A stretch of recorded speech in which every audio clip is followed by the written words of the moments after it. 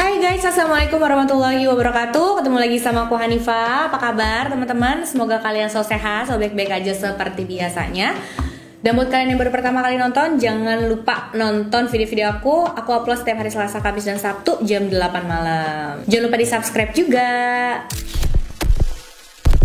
Hari ini aku mau bahas satu kisah misteri yang udah lumayan banyak dari kalian request. Awalnya aku juga bingung kenapa banyak dari kalian yang request tentang kisah ini. Dan ternyata setelah aku baca, aku research, wow, luar biasa sih ini. Bener-bener creepy banget. Tentang satu keluarga yang semua anggotanya ditemuin meninggal dunia di dalam rumah pertanian mereka. Kira-kira apa sih yang terjadi sama mereka? Tanpa panjang lebar lagi, tanpa basa-basi lagi, langsung aja yuk kita bahas.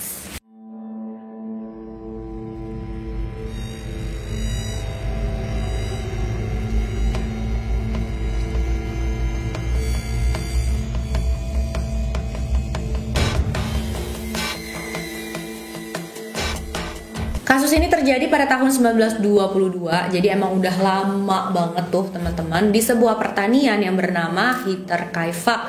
Nah, pertanian Hinterkaifeck ini adanya di sebelah utara Munich, Jerman. Dan kasus ini ya dianggap sebagai kasus paling mengerikan dan paling membingungkan yang ada di sejarah Jerman. Jadi di tanah pertanian Hinterkaifeck ini tinggallah 5 orang anggota keluarga, yaitu pertama sang kepala rumah tangga yang bernama Andreas Gruber, 63 tahun, istrinya Cazilia Gruber, 72 tahun, anak perempuan mereka Victoria Gabriel, 35 tahun, dan 2 orang anaknya Victoria Gabriel. Yang pertama anak perempuan umur 7 tahun bernama Cazilia Junior, yang kedua anak laki-laki baru berumur 2 tahun bernama Joseph. Oh ya, by the way, Victoria ini sudah bercerai dengan suaminya guys. Jadi pada saat itu dia tinggal di pertanian bersama anaknya dan juga orang tuanya aja.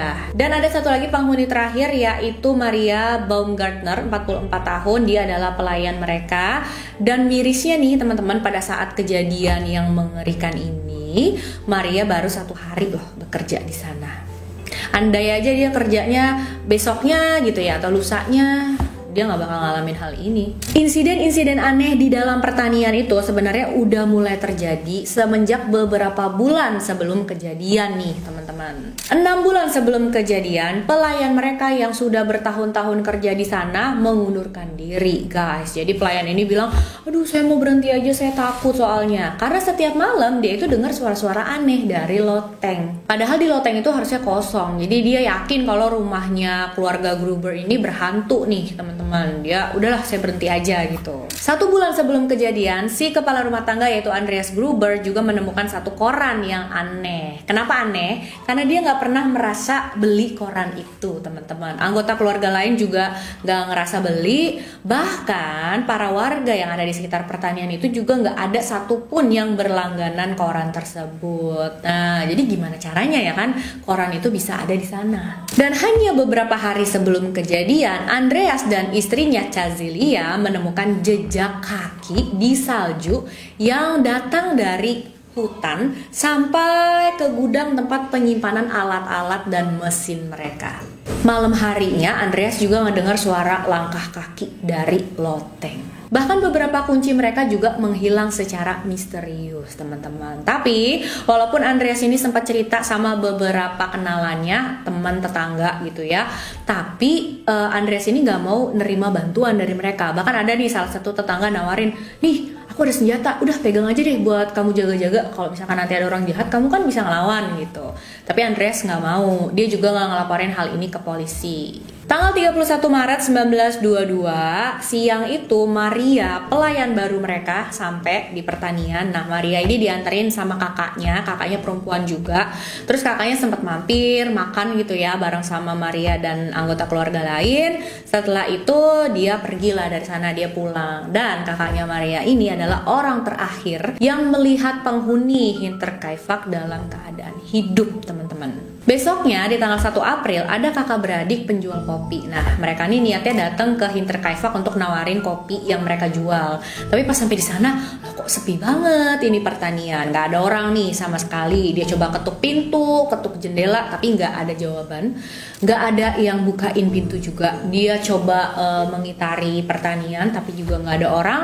Akhirnya mereka pergilah. Tapi sebelum pergi, mereka perhatiin kalau pintu gudang penyimpanan mesin keluarga Gruber itu memang kebuka nih, teman-teman. 3 hari kemudian, tepatnya di tanggal 4 April, seorang tukang rakit datang juga ke pertanian. Nah, dia ini udah punya janji sama keluarga Gruber kalau di hari itu dia mau ngebenerin alat pemotong makanan yang rusak. Tapi pas sampai di sana, dia juga sama, nggak ngelihat orang sama sekali. Dia coba ketuk pintu, nggak ada jawaban, nggak ada yang ngebukain. Yang kedengeran tuh katanya cuma suara-suara hewan ternak dan juga anjing dari dalam lumbung. Setelah nunggu selama 1 jam, akhirnya dia mutusin untuk langsung aja deh benerin deh alat pemotong makanannya, mungkin mereka lagi pergi atau gimana. Dibenerin lah sama dia, butuh waktu 4,5 jam dia benerin, habis itu dia langsung pergi. Di hari itu penghuni Hinterkaifeck itu kan berarti sudah nggak kelihatan-kelihatan, nggak ada kabar sama sekali ke siapapun selama 4 hari ya teman-teman. Chazilia Junior juga nggak masuk sekolah tanpa kabar apapun, tapi saat itu sekolah pastinya nggak mikir macam-macam. Mereka mikirnya mungkin ada halangan makanya nggak bisa masuk dan belum bisa ngabarin, karena kan pada saat itu zaman dulu banget ngabarin tuh nggak segampang sekarang teman-teman. Terakhir mereka terlihat itu kan hari Jumat tanggal 31 Maret. Nah, di hari Minggunya juga kan keluarga Gruber nggak datang ke gereja. Teman-teman gereja juga pada heran gitu loh, kenapa ya keluarga Gruber kok nggak datang? Biasanya setiap minggu pasti datang. Cuma yang bikin orang-orang merasa nggak khawatir karena setiap hari selalu ada asap yang keluar dari cerobong asap keluarga Gruber. Jadi mereka pikir, wah itu cerobong asapnya masih aktif kok, berarti masih ada penghuninya, baik-baik aja mereka, emang lagi ada masalah kali atau gimana. Tapi pada saat Pak Pos datang hari itu, terus dia ngeliat surat-surat numpuk aja gitu ya depan pintu. Loh, kok ini nggak dibawa ke dalam? Kalau misalkan ada penghuni pasti udah dibawa ke dalam ya, nggak mungkin dibiarin aja di situ. Akhirnya salah satu tetangganya bernama Lawrence Schlittenbauer, namanya susah banget ya teman-teman. Ya itulah, aku panggil Lawrence aja. Dan dari beberapa info yang aku dapat, ada yang bilang kalau Lawrence ini adalah kepala desa di sana. Tapi ada beberapa artikel juga yang bilang dia bukan kepala desa, dia cuma tetangga deketnya keluarga Hinterkaifeck aja. Keluarga Gruber aja. Jadi ya nggak tahu nih mana yang benar. Yang jelas si Lawrence ini mengutus 2 orang anaknya yang berumur 16 tahun dan 9 tahun untuk ngecek ke pertanian Hinterkaifeck. Coba cek deh sana deh, coba itu penghuninya kemana sih, ada nggak sih di rumah, coba mungkin kalian bisa berkomunikasi sama mereka, coba ketok aja segala macam. Datang lah ya 2 orang anak ini ke sana, tapi pas mereka ke sana mereka balik lagi akhirnya, terus bilang sama ayahnya, ya nggak ada, di sana nggak ada orang sama sekali, kita udah ketok juga nggak ada yang keluar, nggak ada yang bukain. Lawrence pun akhirnya memutuskan untuk datang ke sana, tapi nggak sendirian, dia minta ditemenin sama tetangga yang lain bernama Michael Paul dan Jacob Siegel. Kedua anak Lawrence tadi juga ikut lagi ke sana dan bener aja mereka menemukan hal yang sangat-sangat mengerikan pas sampai di sana, guys. Jadi pas mereka masuk ke dalam lumbung, di dalam lumbung itu mereka nemuin jasadnya Andreas Gruber, istrinya Chazilia, dan anak perempuan mereka Victoria Gabriel, terus ada Chazilia Junior juga. Sedangkan di dalam rumah mereka menemukan jasad Maria, pelayan keluarga Gruber, di dalam kamarnya, dan Joseph yang saat itu baru berumur 2 tahun di dalam box bayi atau box tempat tidur dia. Mereka langsung laporin ini ke polisi dan tim medis langsung datang ke pertanian Hinterkaifeck. Di sana mereka melakukan autopsi. Jadi semua jasad dikumpulin di lumbung, terus tim forensik melakukan autopsi di sana, teman-teman. Aduh, ini masih zaman dulu kali ya. Jadi ya lumayan barbar, udah langsung aja autopsi di sana, nggak dibawa-bawa ke rumah sakit dulu. Tapi dari hasil autopsi mereka bisa tahu kalau mereka berenam ini meninggal karena pukulan ke bagian kepalanya. Dan kemungkinan besar dari luka-luka yang mereka alami di kepalanya itu, senjata pembunuhannya adalah metok, teman-teman. Metok nih, kayak gini nih, kayak yang ada di layar. Tapi sayang senjata pembunuhan itu nggak pernah ditemuin sampai sekarang. Mirisnya, dari semua korban yang paling menderita adalah Chazilia Junior, guys. Karena dia itu setelah dilukai oleh pelaku nggak langsung meninggal. Dia sempat sadar dulu selama beberapa jam. Jadi pas dia sadar itu berarti dia ngelihat ya keluarganya sudah dalam keadaan meninggal, dia dalam keadaan kesakitan yang parah, sampai dia tuh tuh narik rambutnya sendiri saking dia ngerasain sakit yang parah banget itu. Aduh, kasihan banget, masih 7 tahun, masih kecil banget. Awalnya polisi kira motif pelaku adalah perampokan, tapi setelah mereka menemukan uang milik keluarga Gruber di dalam rumah dalam jumlah besar, itu nggak diambil kan sama pelaku. Jadi ya pastinya motif perampokan itu langsung dicoret, ya nggak mungkin. Polisi juga yakin kalau setelah menghabisi keluarga Gruber ini, pelaku nggak langsung pergi dari pertanian itu, teman-teman. Dia sempat stay di sana selama beberapa hari. Dan asap yang dilihat oleh para tetangga tadi bukan dibuat oleh keluarga Gruber, tapi oleh pelakunya, teman-teman. Hewan-hewan ternak dan juga anjing yang ada di pertanian itu dikasih makan sama pelakunya ini, diurusin sama dia. Bahkan dia juga ambil persediaan roti, persediaan daging yang ada di sana, dia sempat makan di sana kayak gitu. Padahal dia tahu ya, di dalam rumah itu, dalam pertanian itu ada jasadnya keluarga Gruber. Ini benar-benar psikopat banget sih. Penyelidikan saat itu jadi makin sulit, teman-teman, karena ternyata sebelum polisi dan tim forensik datang, warga di sana itu udah duluan memindahkan jasadnya keluarga Gruber. Mungkin ya maksud mereka mau ngerapiin atau gimana, tapi ya jadinya malahan merusak TKP ya. Tim investigasi yakin kalau keluarga Gruber dan pelayan mereka dihabisi pada tanggal 31 Maret 1922. Jadi 4 orang anggota keluarga dipancing sama pelaku untuk datang ke lumbung satu persatu dan mereka dihabisi di dalam sana. Nah, polisi juga dapat kesaksian nih dari beberapa orang, di antaranya dari seorang pengrajin yang pada malam kejadian lewat di pertanian keluarga Gruber itu, dan dia mencium bau yang sangat menjijikan dari perapian mereka. Entah ya apa yang dibakar sama pelaku malam itu. Investigasi terus dilakukan, mereka menginterogasi lebih dari 100 orang, teman-teman, tapi tetap aja mereka nggak bisa menemukan pelakunya. Ini dilakukan bukannya cuma setahun atau belasan tahun, sampai puluhan tahun, dan akhirnya kasus ini ditutup pada tahun 1955. Walaupun pada tahun 1986 seorang petugas polisi yang bernama Conrad Mueller sempat melakukan interogasi pada beberapa orang sebelum akhirnya dia pensiun, tapi ya tetap sih nggak bisa menemukan pelakunya. Mungkin juga ya karena pelaku punya waktu berhari-hari untuk menghilangkan jejaknya di pertanian keluarga Gruber itu, dan TKP dan juga jasad korban sudah tercemar oleh para warga yang niatnya membantu tadi, tapi malah mindah-mindahin tuh. Nah, selama investigasi itu ada beberapa orang yang dicurigai menjadi pelakunya. Nggak beberapa sih, teman-teman. Soalnya ada puluhan, itu banyak banget ya. Jadi aku nggak bisa sebutin satu-satu di sini. Aku bakal sebutin beberapa aja yang kayak tersangka paling kuat lah. Yang pertama adalah Carl Gabriel. Carl Gabriel ini adalah suami dari Victoria Gabriel. Dari tersangka yang satu ini kita bisa tahu rahasia gelap keluarga Gruber. Jadi setelah Carl dan Victoria menikah, mereka punya 1 orang anak, tapi ternyata Carl ini harus ikut Perang Dunia Pertama. Jadi dia pergi jauh, pergi berperang. Kabarnya dia tewas karena serangan peluru di Prancis pada tahun 1914. Walaupun jasadnya itu nggak pernah ditemuin, teman-teman. Setelah pembunuhan ini, orang-orang mulai berspekulasi apakah Carl benar-benar meninggal pada saat perang itu atau ternyata dia masih hidup nih. Dan kalian tahu nggak, Victoria hamil anak keduanya yang bernama Joseph tadi pada saat suaminya berperang. Jadi siapa dari ayah dari anaknya itu? Dugaan banyak orang sih adalah bapak kandungnya Victoria sendiri, yaitu Andreas Gruber, teman-teman. Dan dugaan orang-orang ini bukannya tanpa alasan ya guys. Karena pada tahun 1915 Andreas dan Victoria sempat ditangkap sama polisi karena melakukan perzinahan sedarah. Aduh.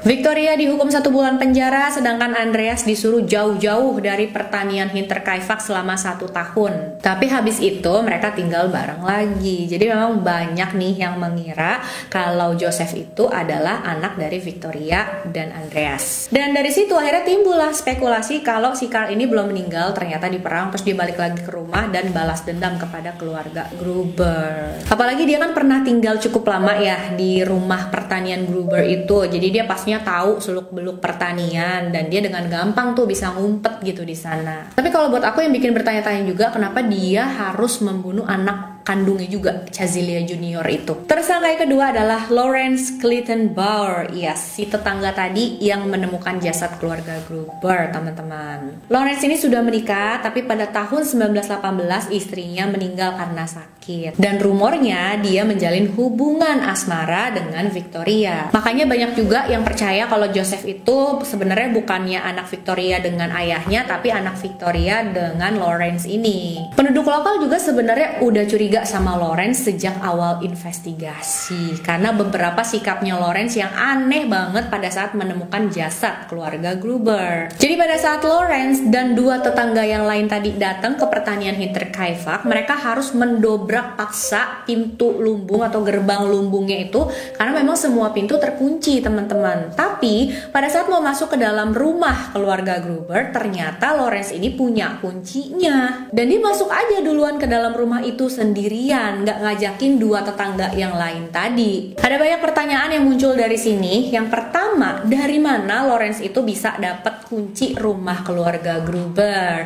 Dan yang kedua, kok dia berani banget langsung masuk aja ke dalam rumah? Padahal tetangga yang dua itu juga nanya kan, Lawrence, kok kamu berani banget main masuk aja ke dalam rumah? Kan kita belum tahu pembunuhnya di mana. Siapa tahu aja dia masih ada di dalam. Kok kamu main masuk aja sendirian? Tapi alasannya Lawrence ini masuk akal juga, karena dia bilang, enggak, soalnya aku mau nyari anakku. Takutnya anakku ada di dalam, terus dia kenapa-napa, dia ketemulah sama pelakunya atau gimana. Tetap aneh ya, teman-teman. Dari mana Lawrence bisa dapat kunci rumah keluarga Gruber itu? Walaupun bisa aja ya, dia nih beneran berhubungan sama Victoria, terus pas lagi berhubungan itu dia dikasih kunci rumah biar dia kalau datang sana mau ketemu sama Victoria gampang tinggal masuk. Tapi kan keluarga Gruber ini memang kehilangan beberapa kunci tuh sebelum kejadian.